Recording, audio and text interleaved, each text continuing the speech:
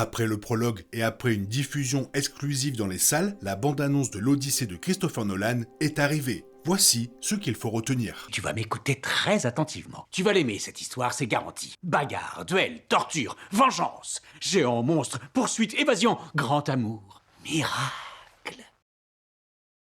Nolan, oscarisé pour Oppenheimer et réalisateur de blockbusters tels que The Dark Knight, Inception et Interstellar, remonte encore plus loin dans le temps en adaptant l'épopée d'Homère, l'Odyssée. L'association de l'un des plus grands réalisateurs vivants et de l'un des récits les plus emblématiques de l'histoire de l'humanité est une alliance parfaite. Alors que Nolan tourne l'Odyssée entièrement en IMAX et collabore avec plusieurs de ses anciens partenaires, son dernier film promet d'être unique en son genre. L'Odyssée est le premier film de Nolan se déroulant avant la révolution industrielle, ce qui en fait un véritable film d'époque. Il plonge également Nolan dans un univers fantastique peuplé de dieux, de monstres et de morts-vivants. La première bande-annonce de l'Odyssée offre au spectateur un aperçu plus précis de la vision de Nolan sur cette épopée. Puis, après le prologue de 6 minutes, que j'ai eu la chance de voir, on a désormais une meilleure idée de ce qui nous attend. Le film a l'allure et le son d'un Christopher Nolan classique, mais il poussera également le réalisateur oscarisé hors de sa zone de confort pour sa première incursion dans le genre fantastique mythique.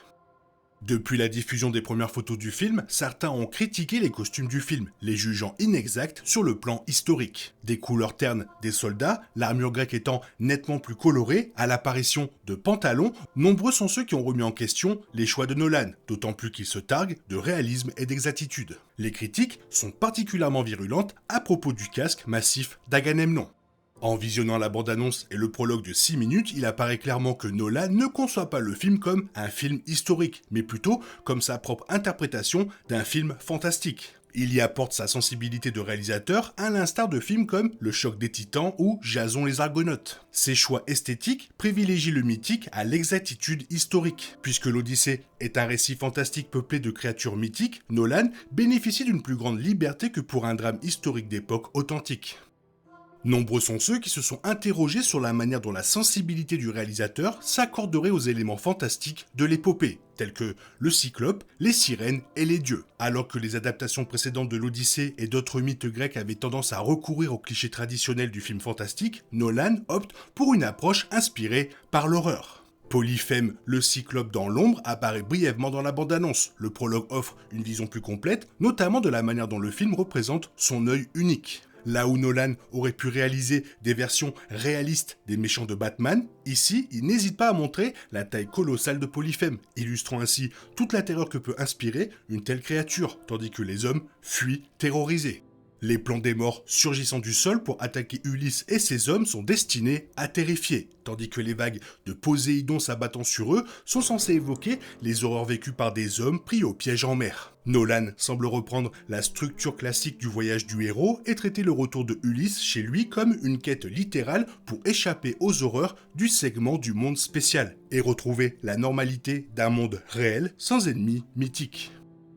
Bien qu'il s'agisse de la première bande-annonce complète, son côté mystérieux est frappant. La plupart des aspects mythologiques du film restent en grande partie cachés. La bande-annonce ne dévoile pas de plan final spectaculaire pour captiver le public, mais plutôt un moment intime et calme entre Ulysse et son épouse Pénélope, centré sur son retour chez lui. Elle ne présente d'ailleurs que très peu de stars du casting prestigieux, notamment Zendaya dans le rôle d'Athéna, Charlize Theron dans celui de Circé, ou encore Lupita Nyong'o, Robert Pattinson et Elliot Page.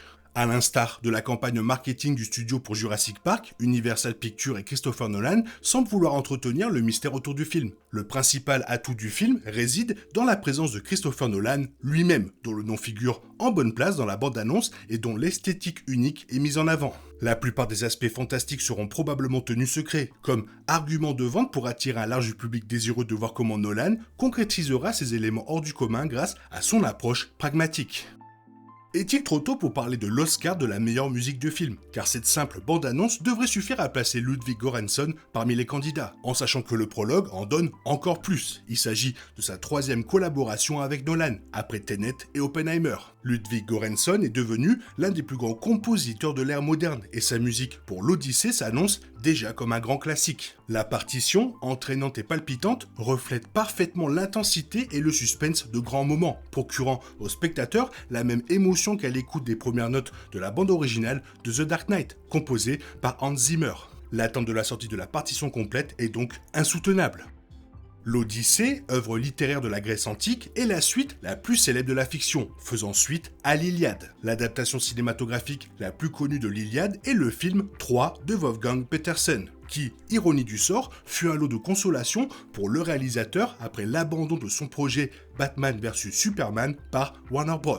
Le réalisateur initial de Troie n'était autre que Christopher Nolan, qui réalisa ensuite Batman Begins, le film Batman qui remplaça le projet de Petersen. Le prologue du film commence essentiellement au point culminant de l'Iliade. Le cheval de Troie est apporté à Troie comme un présent et, à la faveur de la nuit, l'armée grecque en sort et assiège la ville depuis l'intérieur des remparts. On s'attendait à ce que l'Odyssée intègre des éléments de l'Iliade, puisque son récit suit le voyage de Ulysse pour rentrer chez lui après la conquête de Troie. Nolan a manifestement trouvé sa propre interprétation de l'événement, mettant l'accent sur son approche tactique réaliste. Le cheval lui-même est une conception modeste et est notamment partiellement immergé. Après la perte de Troie, Nolan parvient enfin à revisiter l'Iliade, l'utilisant comme un prologue captivant avant le récit plus ample de l'Odyssée.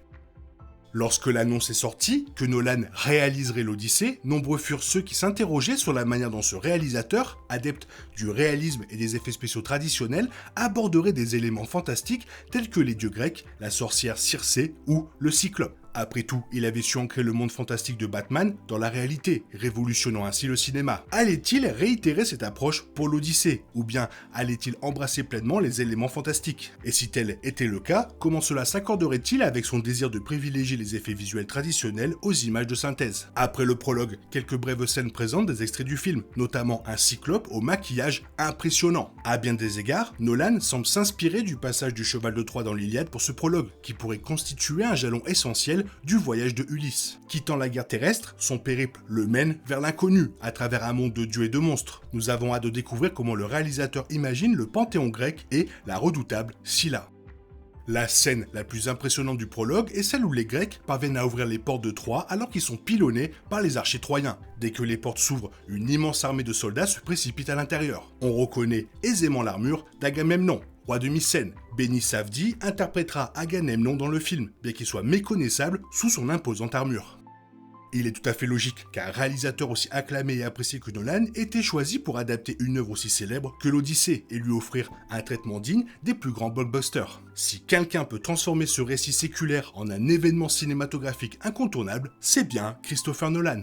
Plus impressionnant encore, cela semble fonctionner. Les premiers retours du public sont élogieux et de nombreuses projections ont été ponctuées d'applaudissements. Parallèlement, la bande-annonce très attendue de Avengers Doomsday, diffusée avant Avatar Feu et Cendres, a suscité l'indifférence de nombreux spectateurs et la déception d'autres. Diffuser la bande-annonce d'Avengers Doomsday après The Odyssey ne joue pas en sa faveur, mais cela met aussi en lumière une différence fondamentale entre les deux films. Avengers Doomsday mise sur le rassurant et le familier, tandis que l'Odyssée promet aux cinéphiles une expérience inédite bien plus excitante.